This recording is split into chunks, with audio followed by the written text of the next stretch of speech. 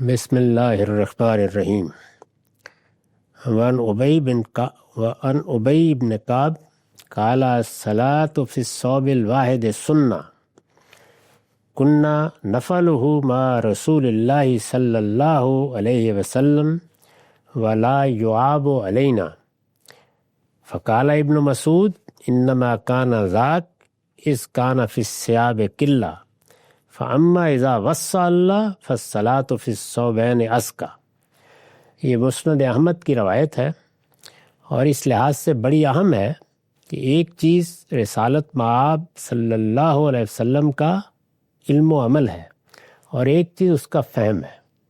ہم نے پیچھے بہت سی روایتوں میں دیکھا کہ خود رسول اللہ نے ایک ہی چادر لپیٹ کر نماز پڑھی، یعنی کوئی اور لباس نہیں تھا، کوئی امامہ نہیں، کوئی ٹوپی نہیں، کوئی پگڑی نہیں، ایک چادر ہے لپیٹی اور یہاں اس کو ذرا باندھ لیا تاکہ سجدے اور رکوع میں گر نہ جائے یا کوئی برہنگی نہ ہو جائے، نماز پڑھی۔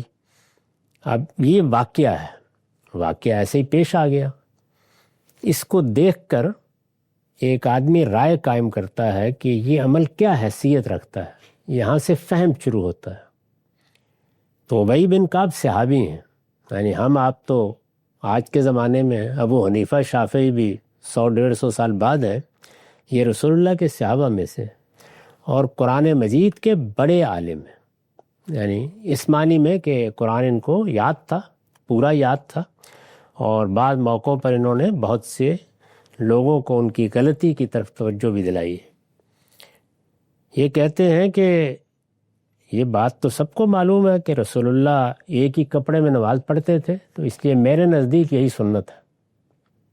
اب یہ فہم ہے، بیان کر رہے ہیں کہ یہ سنت بن گئی ہے۔ اب اگر لوگ ایک ہی کپڑے میں نماز پڑھیں گے تو وہ سنت پر عمل پیرا ہوں گے، اور اس کے آگے دلیل دیتے ہیں کہ رسول اللہ خود بھی اور ہم سب بھی آپ کے زمانے میں ایسے نماز پڑھ لیتے تھے، آپ نے کبھی ہمیں اس سے منع نہیں کیا، لا یعاب علینا، تو یہ اب سنت ہے۔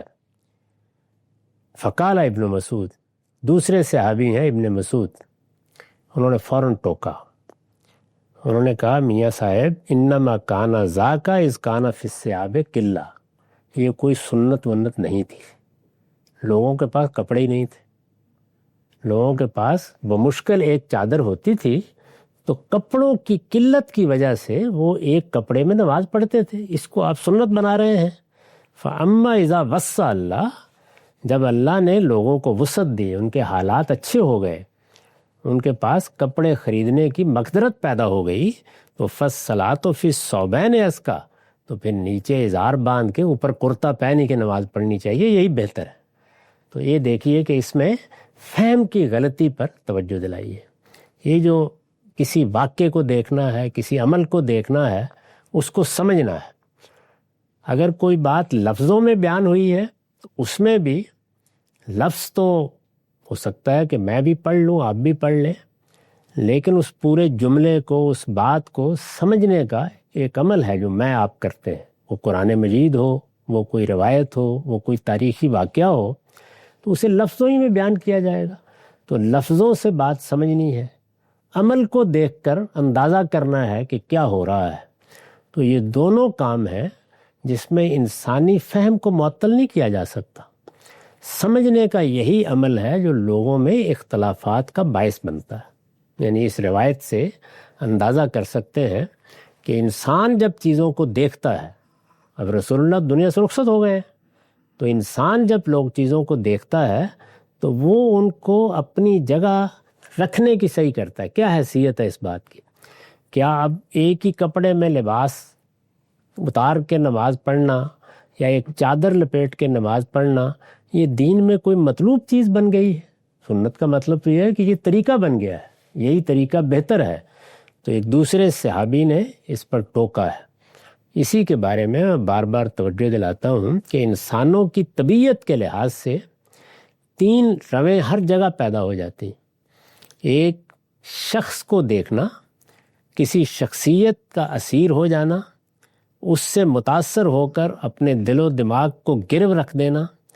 وہ شخصیت کسی پیغمبر کی بھی ہو سکتی، وہ شخصیت کسی بڑے صالح انسان کی ہو سکتی ہے، بڑے عالم کی ہو سکتی ہے۔ اپنی شخصیت کے زور پر ظاہر ہے کہ ہر شخص اپنے مظاہر سامنے پیش کرتا ہے تو لوگ اس کے اسیر ہو جاتے ہیں۔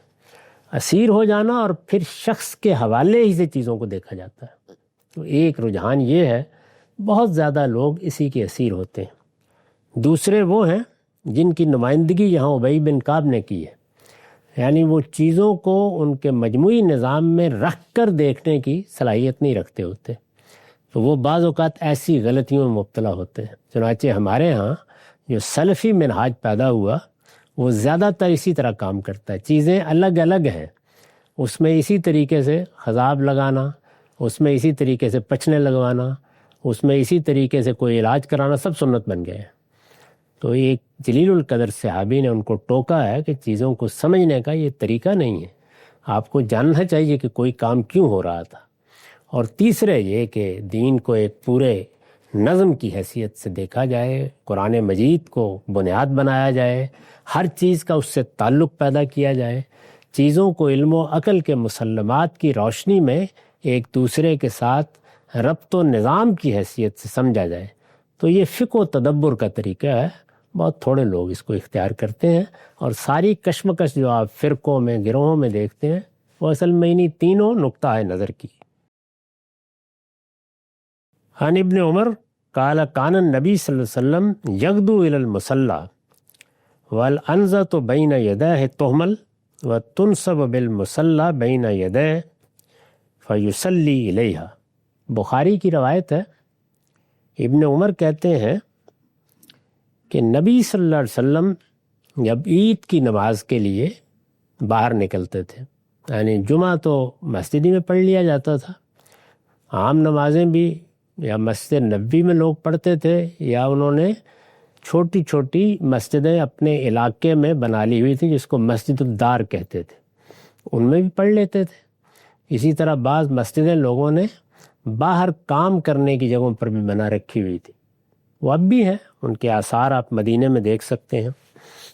تو رسول اللہ عام طور پر عید کی نماز باہر کھلے میں جا کے پڑھتے تھے، تو جب آپ اس کے لیے نکلتے تو اس کے ساتھ آپ کے آگے آگے ایک نیزہ لے کر بھی صحابی چل رہے ہوتے تھے۔ جس وقت آپ وہاں پہنچ جاتے اور اپنے مصلی پر کھڑے ہو جاتے، یعنی اب نماز پڑھانی ہے، یہ معلوم ہے کہ عید کی نماز پہلے پڑھی جاتی ہے، اس کے خطبات بعد میں ہوتے ہیں، تو جیسے ہی آپ وہاں پہنچ جاتے تو وہ نیزہ آپ کے سجدے کی جگہ کو چھوڑ کر نصب کر دیا جاتا، وہ ایک سترہ بن جاتا، تو آپ اسی کی طرف رخ کر کے نماز پڑھاتے تھے۔ اس سے یہ بتایا ہے کہ سجدے کی جگہ کو متعین کر لینا چاہیے، اس لیے کہ نماز پڑھنے والا اپنے پروردگار کی بارگاہ میں حاضر ہے، تو اس کی نماز میں کوئی آدمی دائیں بائیں سے آ کے خلل نہ ڈالے۔ جس نے گزرنا ہے وہ اس کے سجدے کی جگہ کے آگے سے گزرے، یعنی اتنی جگہ چھوڑ کر گزرے، تو سجدے کی جگہ کو متعین کرنے کے لیے وہ نیزہ گاڑ دیا جاتا تھا، ہمارے ہاں اصطلاح میں اب اس کو سترہ کہتے ہیں۔ وعن ابی جحیفہ قال رأیت رسول اللہ صلی اللہ علیہ وسلم بمکہ وهو بالعبطہ فی قبۃ حمراء من عدم ورأیت بلالا اخذ وضوء رسول اللہ ورأیت الناس یبتدرون ذلک الوضوء فمن اصاب منہ شیئا تمسح بہ ومن لم یصب منہ اخذ من بلل ید صاحبہ ثم رأیت بلالا اخذ عنزۃ فرکزها وخرج رسول اللہ صلی اللہ علیہ وسلم فی حلۃ حمراء مشمرا صلی الی العنزہ بالناس رکعتین ورأیت الناس والدواب یمرون بین ید العنزہ۔ یہ بخاری مسلم دونوں کی روایت ہے، یہاں اس کا رقم 773 ہے۔ ابو جحیفہ بیان کرتے ہیں کہ میں نے رسول اللہ کو مکے میں دیکھا، آپ وادی بطحہ میں تھے، یعنی جب آپ تشریف لائے ہیں تو بطحہ کی وادی میں مقیم ہوئے تھے اور وہیں سے آ کر نماز پڑھتے تھے۔ جب وہاں آپ تھے تو آپ کے لیے ایک خیمہ لگایا گیا تھا، یہ سرخ رنگ کے چمڑے کا خیمہ تھا، اس میں قیام پذیر تھے۔ یہ کہتے ہیں کہ میں نے بلال کو دیکھا کہ وہ رسول اللہ کو وضو کرانے کے لیے وضو کا پانی ہاتھ میں لیے ہوئے ہیں. وضو کرایا تو ظاہر ہے پانی بچ گیا ہوگا. تو میں نے لوگوں کو دیکھا. رسول اللہ جب مدینے میں تھے تو ظاہر ہے صحابہ آپ کے پاس رہتے تھے. یہاں جب تشریف لائے ہیں تو وہ لوگ تھے جو پہلی بار دیکھ رہے تھے. دائیں بائیں سے لوگ آئے ہوئے تھے اور سینکڑوں ہزاروں کی تعداد میں تھے. کہتے ہیں میں نے لوگوں کو دیکھا کہ اس وضو پر ٹوٹ پڑے. تو کسی کو اگر اس میں سے کوئی 2 قطرے مل گئے تو اس نے اپنے ہاتھوں پر اس کا مسح کرنا شروع کر دیا. جس کو نہیں ملے اس نے دیکھا کہ کسی دوسرے نے اپنے ہاتھ میں اس کی تری لگائی ہوئی ہے تو اس نے اس پر ہاتھ لگا کے اس کو اپنے چہرے پر اور اپنے ہاتھوں پر.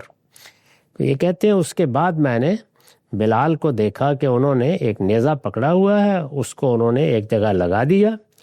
پھر رسول اللہ صلی اللہ علیہ وسلم ایک سرخ رنگ کا جبہ پہنے ہوئے تشریف لائے اور آپ تیز تیز چل رہے تھے. سیدھے آپ اس نیزے کی جگہ پر گئے اور وہاں آپ نے 2 رکعت نماز لوگوں کو پڑھائی. اور میں نے دیکھا کہ جو نیزہ وہاں رکھا ہوا تھا سترے کے طور پر, اس کے آگے سے لوگ بھی اور ان کے جانور بھی اطمینان سے گزر رہے تھے. یعنی مسئلہ یہ نہیں ہے کہ آپ آگے سے نہ گزریں, نہیں, وہ جگہ چھوڑ دیں جو مقرر کی جاتی ہے کہ یہاں تک آدمی نے سجدہ کرنا ہے, اور اس کو متعین کرنے کا طریقہ یہ ہے کہ وہاں کوئی چیز رکھ دیں یا اس کو گاڑ دیں. چیز رکھ دیں وہ بھی آگے بیان ہوا ہے, اگلی روایتوں میں آ جائے گا. وآخر دعوانا الحمدللہ رب العالمین.